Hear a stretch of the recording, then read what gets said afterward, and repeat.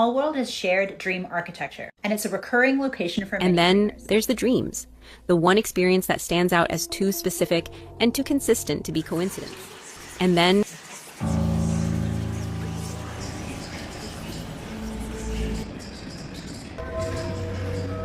Carl Jung was also deeply spiritual and a practicing occultist. He was fascinated by dreams.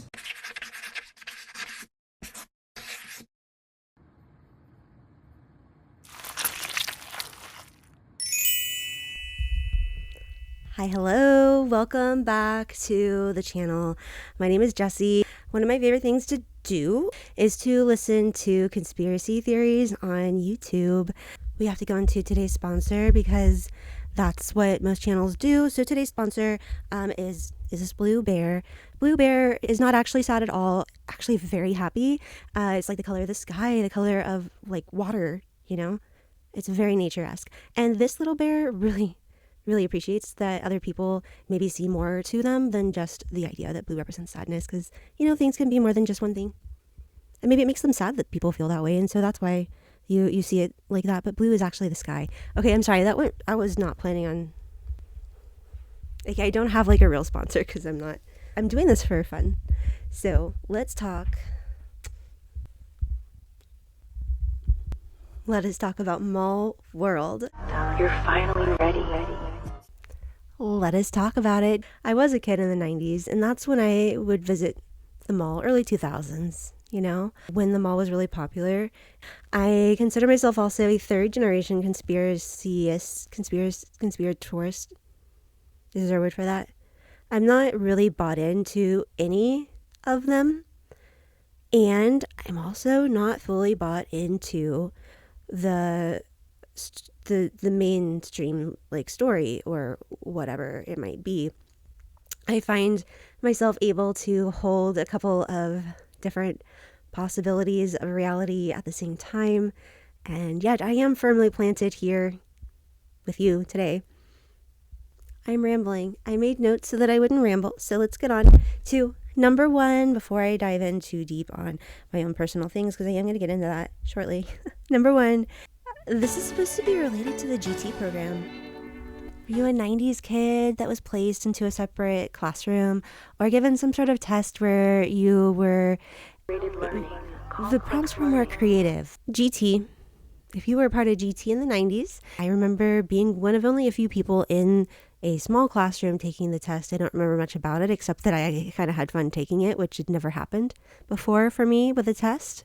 And I think that was actually an IQ test. And of course, if someone is having a good time doing a task, they're going to usually do it pretty well.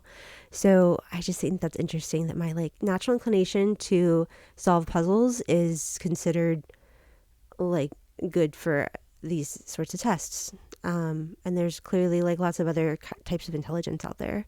So I just think that's very interesting that that's considered a big piece of intelligence. This seems to be a common experience, people being taken out of class and being tested in this way, and then finding themselves in a separate classroom with a few other select students who are somewhat similar to them. You had to be recommended by a teacher or by your parent. And my mom, I have the notes somewhere, but she wrote pages upon pages. There was questionnaire that she had to fill out about me, basically bragging about my abilities and that kind of stuff, so that they would give me this test so that I could get into GT. I'm not sure why she wanted me in GT so badly. I mean, again, I am intelligent, but I also was struggling in a lot of ways. There's a question out there. If this was a program, the GT program, also called the GATE program, if this was a way to look for certain abilities within the population of children, would be looking for potential within the population at a young age so that they can study them, mold them, test them. I guess study and test them is kind of the same thing, but I feel like it's slightly different. Studies like watching, and testing is like doing something and watching. There's also this hearing test that people talk about, and this pink drink they had to take. I myself do not remember the pink drink. I remember the hearing tests. I've heard people online say why would they do this in schools anyway? That's really weird. The reason they do them in schools is because, like, not everyone has good parents and access to medical care. And if the school is able to catch an issue with hearing or vision, then they can support the child by way of making the parents give them the accommodations that they require so that they can get the education in like as equal of a manner as their peers as possible. Okay. I don't know why that wasn't just like an obvious assumption that like some of these services are provided in public school because we can't always trust parents to do it. Some sort of tie to gateway tapes, which is like some sort of like, some people claim that they were listening to these tapes in class. I don't recall anything like that, but I could be wrong. I don't know. Again, I was not having a good time. I eventually got out of GT program. I finally got into a regular English class in 8th grade, and I thought it was fantastic. I did great. I made an A.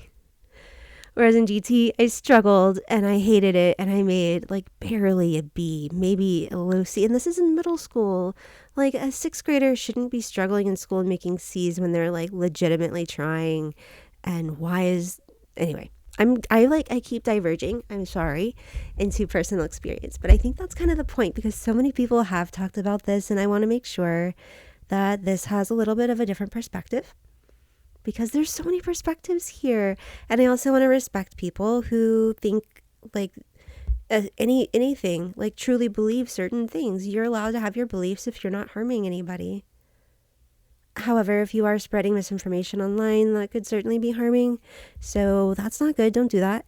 GATE and GT kind of being connected to an idea of the CIA, the government, whatever, looking for certain abilities within the population so that they can study them, mold them, collect them for future work or something like that. I don't know. So the collective unconscious, and this program kind of training the mind of the children, which I guess would include myself, since I was in GT for probably plenty of time for someone, I don't know, to do something weird, right?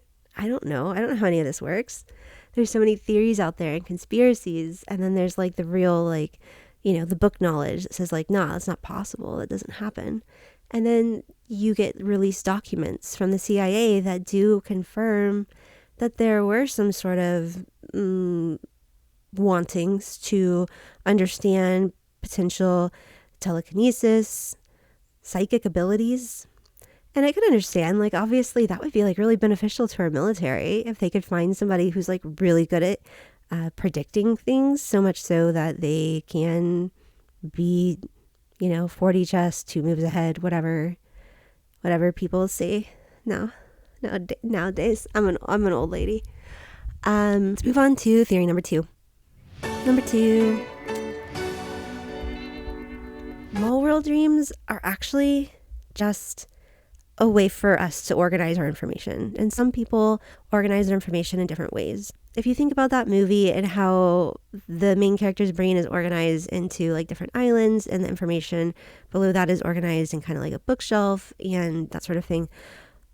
This theory proposes that mall world is simply a way that some people have organized their memories and their thoughts in something they are able to like actually visit in their dreams. The structure of your memories might actually be a mall.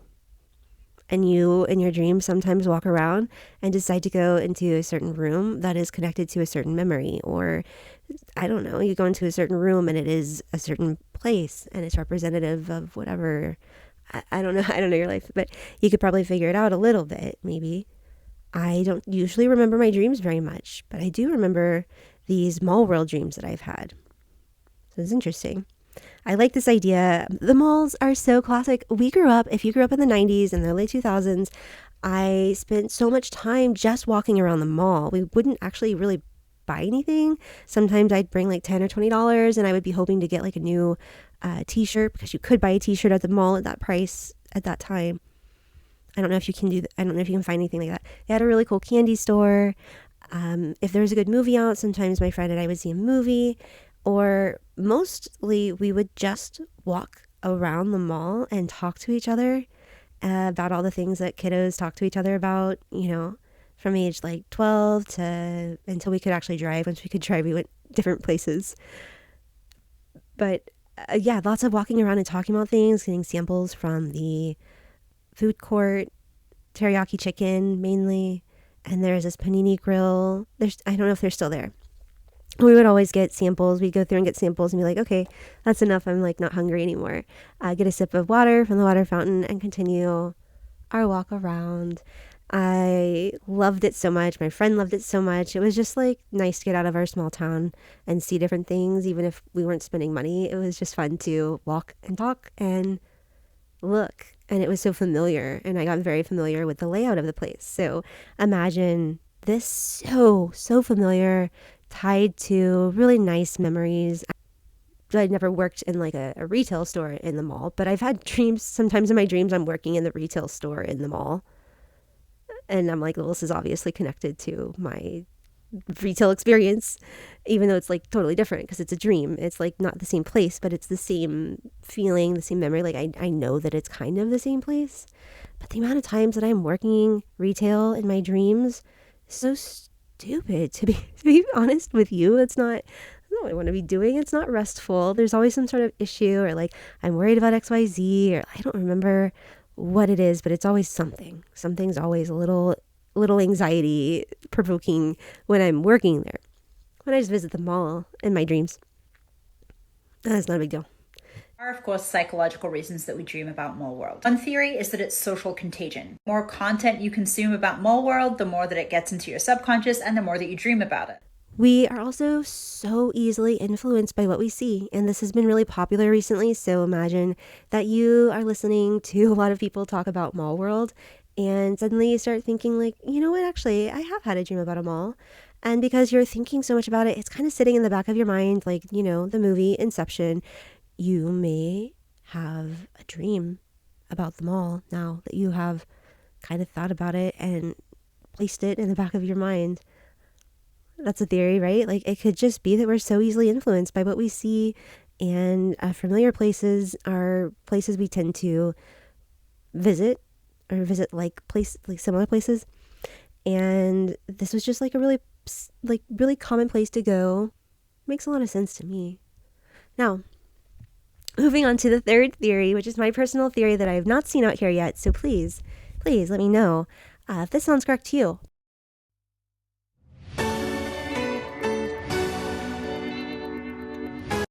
But please listen to this.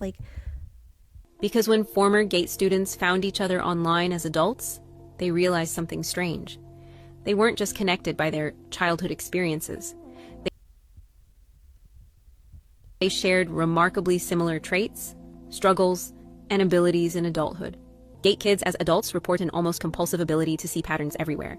In data, in social situations, in random events, they make connections others miss, sometimes to the point of paranoia. They overthink everything, analyzing situations from every possible angle, unable to turn off the analytical part of their brain. Sleep problems are nearly universal. Insomnia, delayed sleep phase syndrome, vivid dreams, difficulty maintaining normal sleep schedules. Many report being natural night owls, feeling more alert and creative in the late evening and early morning hours. Like, what does that sound like? There's also a pervasive sense of not fitting in. Many gay adults report feeling like outsiders their entire lives, struggling with social anxiety, feeling like they're observing human behavior from the outside rather than naturally participating in it. They often describe feeling like they're playing a role in social situations rather than being authentic. That sounds like autism, or AuDHD, autism plus ADHD, or maybe just ADHD, but it sounds like a very classic neurodivergence, it could be so many different things, but I'm just saying this ability to look at patterns, like, yeah, that's kind of like what our more black and white, I don't know, structure seeking mind just does. And the social issues were, for me, already there before I went to GT. So many also report strong creative abilities. They excel at abstract thinking, creative problem solving, and artistic pursuits, coming up with unconventional solutions. Many work in creative fields, technology, or research positions that require innovative thinking. And there were a few people in my small group of like 14, 15 that really struggled. And I was kind of one of them. I don't know if it was on the radar. I kind of just dropped off the radar after I got out of the program. I was already not on the radar. People very easily, like, I don't know if this is a learned thing, but I did learn how to, I guess, yeah, I'd rather be in the background than do something socially incorrect or not be chosen for a thing. If I could just be on the edge and look at the situation and figure it out, then I can use my pattern recognition to keep myself safe and sane and these sorts of things. So anyway, are they just describing undiagnosed AuDHD plus giftedness, aka this 2E? It could be bipolar. It could be so many different things that kind of produce this need, or it honestly could also be trauma.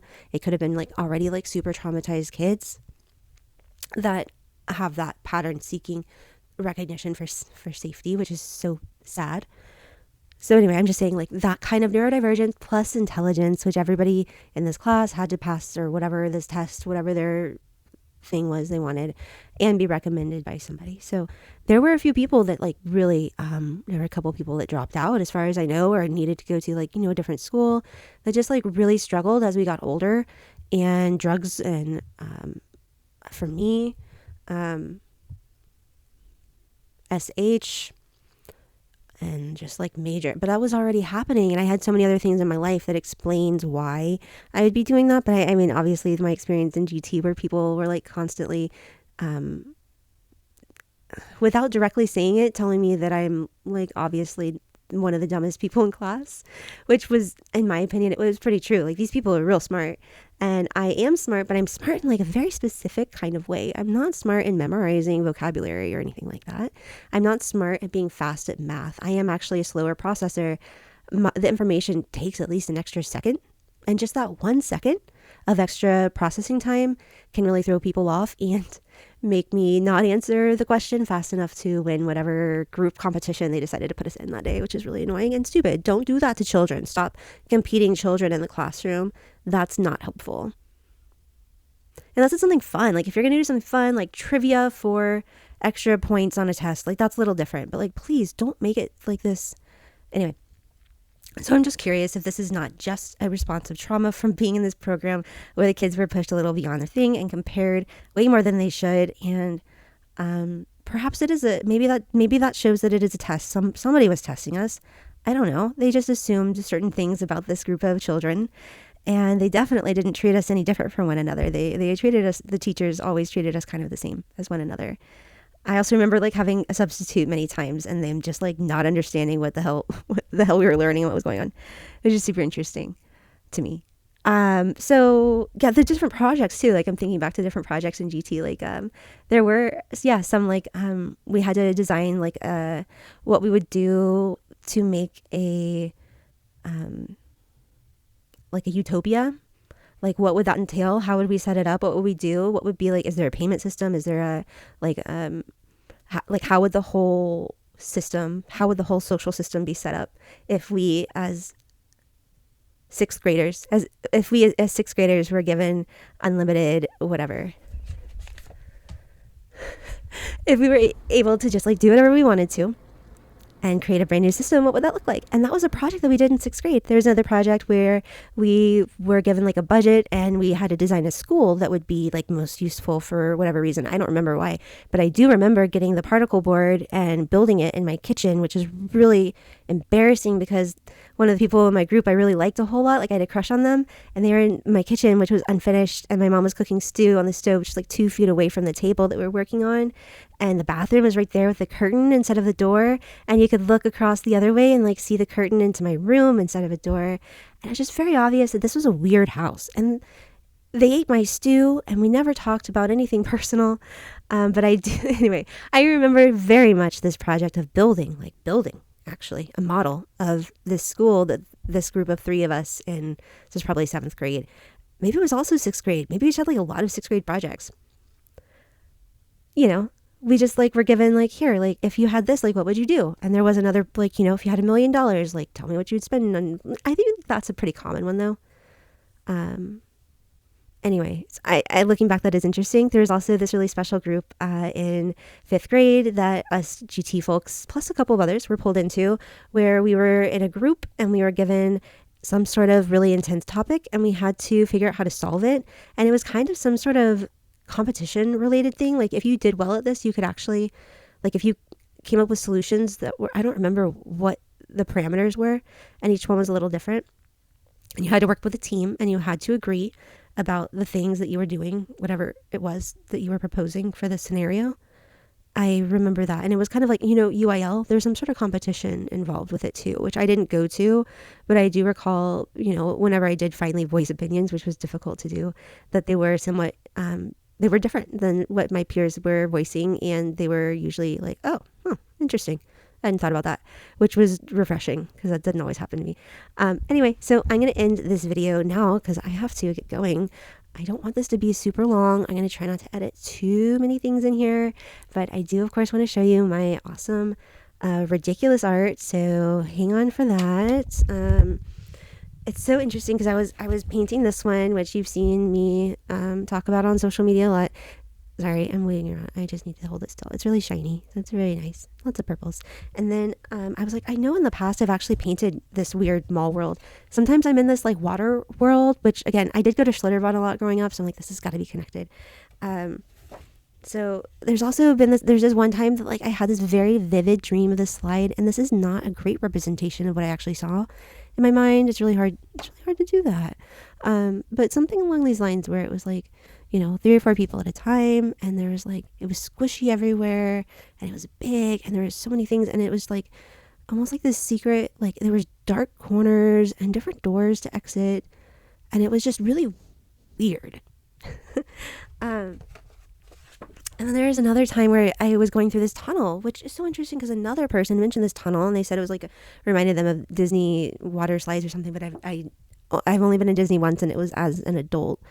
And we didn't do any sort of water activities. So anyway, this was like months and months and months ago that I painted this before I learned about other people learning about like going to Mall World. I didn't know that was like a thing that other people were experiencing.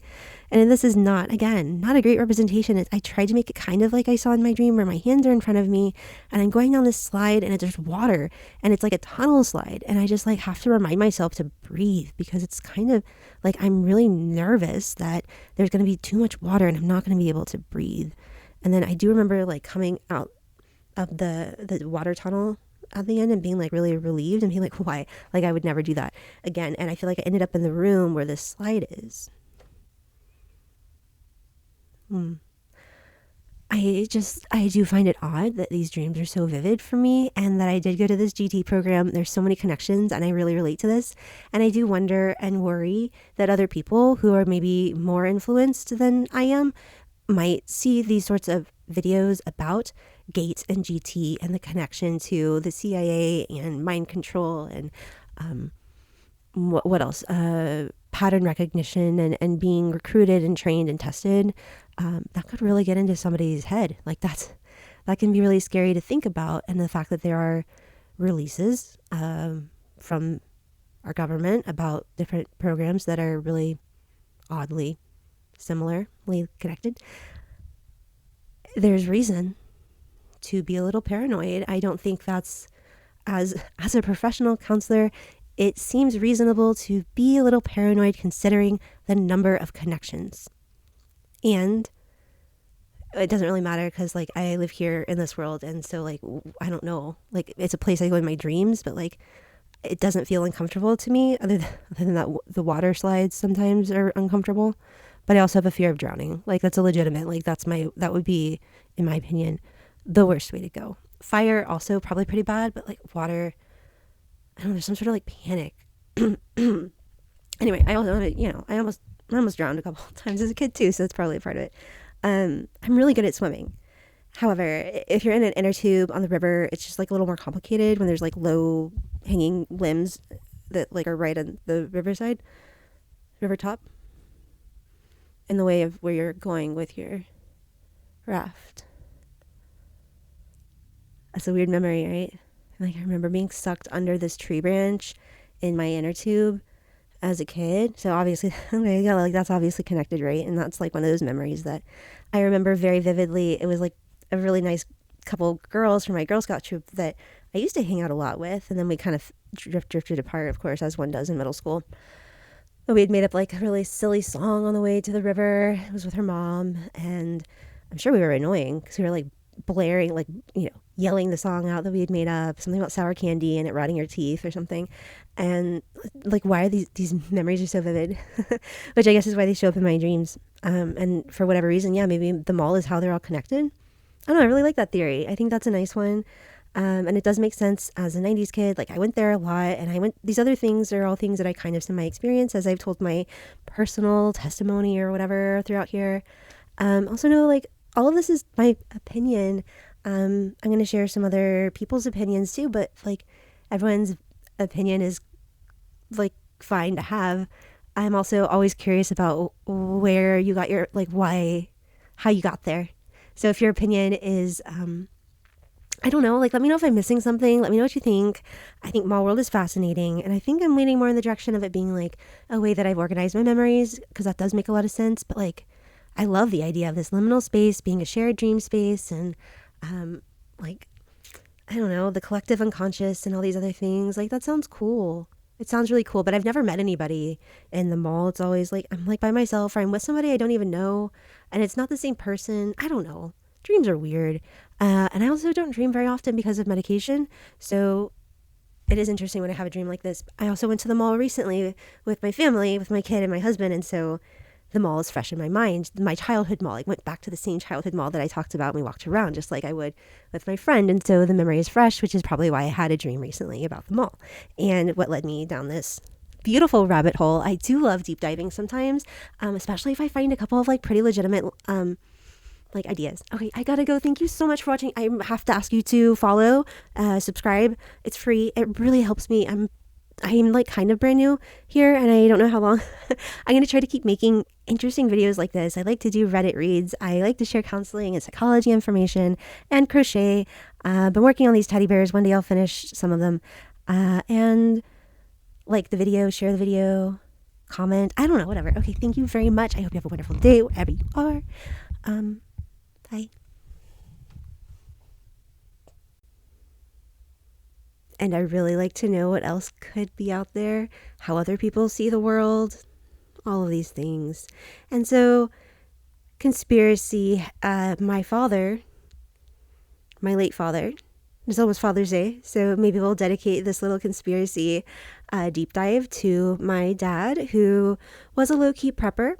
He had the biggest safe he could possibly have, and he filled it mainly with antique guns and silver, because he said that silver was more stable than gold. He was preparing for an EMP attack, and he said that he had a couple of old vehicles too, of course. And he said that if the world were to like start going crazy or anything happens, my sister and I go to the country where he lived, and he will have everything we need, like bartering items, things to keep us safe. He also collected a large amount of, how do I say, what you need to make the other items function. He had boxes upon boxes upon boxes, so heavy. And also like antique holsters, because he also liked to dress up in times, like in like, you know, old-timey stuff. I'm not really sure. He loved Texas history. I've never really liked it personally. Not really into that, but I understand everything has a history, so, you know, there's an importance there, but I don't want to really like dive into wars, and you know, it's tough because I think it's important to know. Anyway, my father was very much into these sorts of things. He was a collector of items and certain that the world would end. There was a time when I was working with him in real estate. He was a real estate broker. My father's interesting because he worked as a carpenter, he worked as a landman, and then he worked as an agent, a real estate agent, and then of course he worked as a broker. Sorry, my father is such an interesting character. He is very well known in the small town that we're from. So I really appreciate a lot about him because he has like a lot of lore, and hearing him tell stories was always just like so fascinating. His eyes would like really light up. And I'm like, I could always just like really envision the stories he would tell. And unfortunately, this also led to me having a lot of nightmares, mainly surrounding zombie attacks. And these never really included a mall, but they always included not always, but a lot of times they included a parking garage, which is really frustrating. Anyway, those dreams are scary. Mall world dreams, I've always kind of enjoyed. Like, there's a variety of them.